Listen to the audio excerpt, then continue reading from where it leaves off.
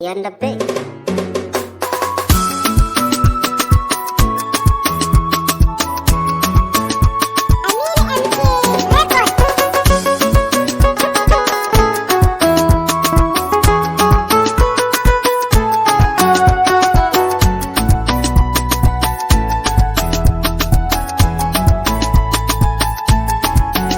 In kai ne yau wata rana ba kai ne ba, musammi muke rayuwar kamar tsani ce.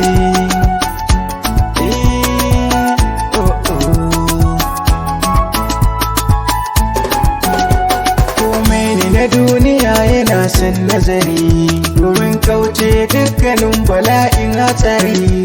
A yanzu ba mai baka shawara ta gari, sai ka shekara ɓarnar ka ba a ce ma ka bari. To kai mai iyaye a raye sai ka gane nufina, kar ka yi wasa da damar ka sai ka tsuguna.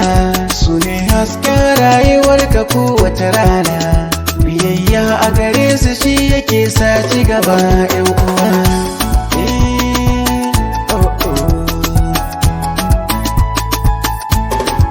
Kar ka zama a sanadin ka iyaye yawaye, mu kasance masu ba su farin ciki a layi. Komai suka so biyo shi kai tsaye babu layi, mu yi fatan mu rabe da su lafiya iyaye. Kar mu manta mu ma za mu zama abin koyi, za mu haifa su masu yo yadda mun kai. Haka ne rayuwa kullum take bin layi, sai mu gyara lokaci baya fashiran mu 'yan uwa.